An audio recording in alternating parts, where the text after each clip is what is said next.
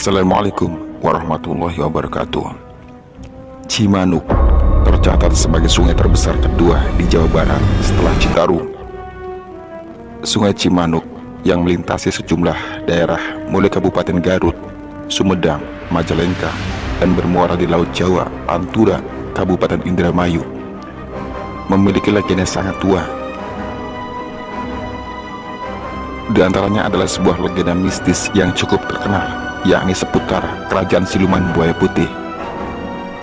Pusat Kerajaan Siluman Buaya Putih diantaranya berada di wilayah Sumedang, tepatnya di kawasan Tomo. Sedangkan di muara Cimanuk sendiri, diantaranya kini masih dikuasai Siluman Buaya Kutet.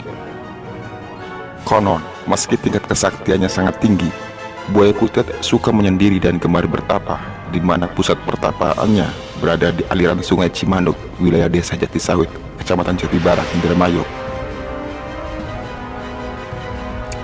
Pamor Buaya Kutet sangat melegenda dan menjadi buah bibir penduduk Indramayu selama ratusan tahun.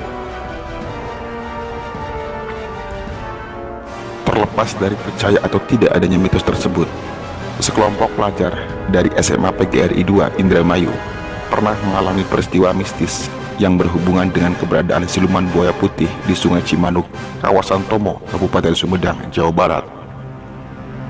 Saat itu, kelima pelajar sengaja camping di Taman Intake PDAM Tomo selama 2 malam. Namun, sesungguhnya pada hari yang sama, sebagian besar pelajar kelas 11 jurusan biologi ini mengadakan study tour ke objek wisata yang ada di Yogyakarta. Tapi karena rencana camping di Sumedang lebih dulu disepakati, mereka rela tidak ikut dalam acara resmi sekolahnya. Alasannya, Taman Intake PDAM Tomo atas pertimbangan jaraknya sangat strategis, di mana jarak dengan jalan raya menghubung Cirebon Bandung sangat dekat. Juga terdapat tempat parkir yang cukup untuk menyimpan Toyota Avanza milik Ayah Krisdiantoro, salah seorang anggota. Tapi yang utama, lokasinya sangat berdekatan dengan lembah Sungai Cimanuk. Di situ, lembahnya lumayan luas, dibuat taman di mana terdapat pepohonan rindang serta fasilitas lainnya. Adapun di samping tanggulnya, dibangunlah batu-batu besar yang dibuat tanggul. Singkat kata, sampai di lokasi dan puas berfotoria, keempat pelajar itu bergotong royong membangun tenda. Berikut perlengkapan berkemah. Sedangkan Krisdiantoro hingga sejam lebih masih mengurusi izin berkemah, baik pada petugas PDAM maupun ketua RT setempat. Berbarengan bergesernya matahari ke balik bukit yang ada di seberang sungai, Krisdiantoro baru bergabung ke dalam tenda yang selesai dibangun. Kepergian Krisdiantoro atau Kris, selain mengurus perizinan, rupanya juga mencari warung malam yang asik buat ditongkrongi. Saat dikabarkan adanya warung remang-remang, temannya Rudi rupanya penasaran. Katanya, masa iya sih ada warung malam di lokasi terpencil seperti ini? Jangan bohong, Kris. Masa sih mesti gasum Barut? Balas Kris. Kalau memang iya, kira-kira banyak kan nih pelayannya? Selah Ermawan.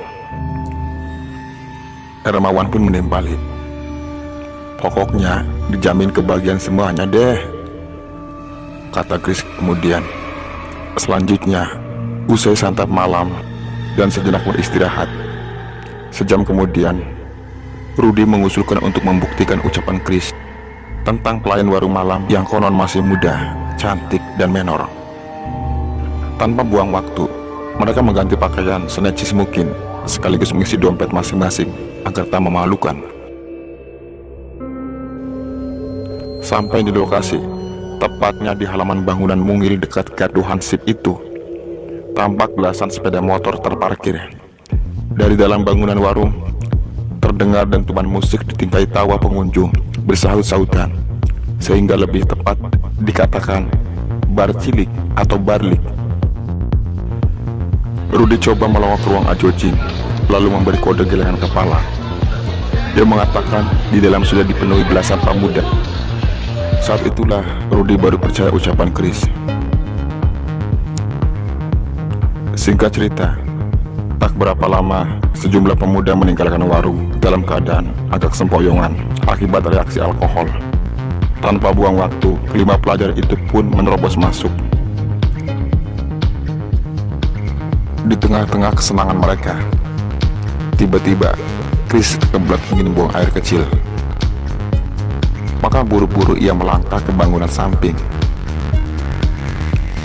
Usai menuntaskan hajat kecilnya, Chris berpapasan dengan Teteh Nunung, wanita yang ditemuinya di bagian kasir. Entah akibat reaksi minuman keras, wanita yang usianya 2 kali lipat dari usianya itu langsung dibisiki sesuatu. Wanita itu sesaat terperangah, tapi melihat keseriusan serta tampannya remaja puber itu, Teteh Nunung langsung membimbing Chris menuju bangunan di bagian belakang. Tanpa sepengetahuan teman-temannya, Chris melakukan perbuatan tak senonoh dengan Teteh Nunung. Kurang dari seperempat jam, Chris sudah kembali gabung bersama teman-temannya. Karena khawatir bertindak reseh, Chris memutuskan untuk menyudahi begadangnya. Setelah membayar seluruh minuman yang sudah ludes, Chris mengajak temannya untuk meninggalkan warung malam dan kembali ke dalam tenda. Berbeda saat berangkatnya tadi, kali ini perjalanannya terasa jauh. Beberapa dari mereka menyarankan untuk beristirahat sejenak di atas tanggul menghadap aliran sungai. Chris yang cukup sadar merasa terpesona atas nuansa malam di aliran sungai Cimanuk yang hanya diterangi cahaya bulan itu.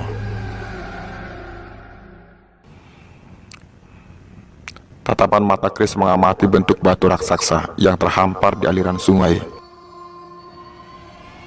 Ia merasa semakin ditatap, bentuk batu besar itu seperti bergerak. Saat tengah terpesona mengamati batu-batu besar, Chris sempat terkejut manakala dari balik batu besar muncul belasan pria telanjang dada. Chris terkesan cukup lama. Ia coba mengucek-ucek matanya. Apakah hanya halusinasi akibat reaksi minuman keras? Namun, belasan pria dewasa berbadan tegap itu bukan halusinasi. Awalnya Chris mengira mereka hendak menuju warung malam yang mereka singgahi, tapi perkiraannya meleset. Mereka justru bergerak tertuju ke arahnya. Akibatnya, Chris buru-buru mengguncang tubuh Rudy yang mulai mengatupkan kelopak mata. Rudy yang nyaris tidur lelap terpaksa menghardik Chris selaya mencercau. Chris buru-buru berbisik tentang rombongan laki-laki yang muncul dari balik batu besar dan sebentar lagi sampai ke tempatnya istirahat. Masa bodoh. Emang mau ngerampok? Nih, duitku tinggal 5.000. Balas Rudy. Jangan gitu sob. Sepertinya bukan mau ngerampok duit kita, tapi... Chris tak tega melanjutkan ucapannya. Emang mereka maunya apa? Udah ganggu orang mau tidur aja, bentak Rudy. Chris makin panik. Apalagi Tikno, Hari, dan Ernawan sudah tidur tumpang tindih di atas belukar liar. Saat melihat Rudy memejamkan mata, disusul mendengkur, Chris tak punya pilihan lain selain ambil langkah 1000 sebelum belasan orang itu tiba di tempatnya. Susah payah disertai jatuh bangun, Chris memacu larinya.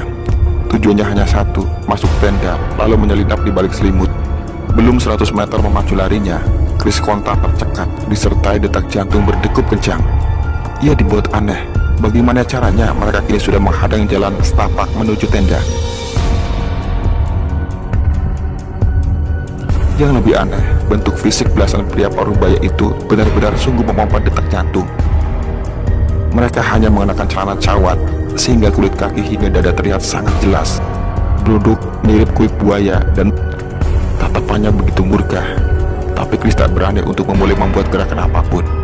Nyalinya sudah ciut, apalagi belasan manusia setengah buaya itu setiap saat mengangkatkan mocongnya. Kamu sungguh bejat. Apa maksud Bapak ngomong sekasar itu padaku? Oh, masih mungkin juga. Bukankah beberapa jam lalu kau mengintimi istriku?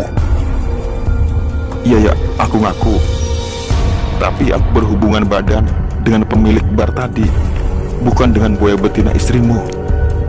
Jadi begitu, aku minta maaf. Aku sudah hilaf.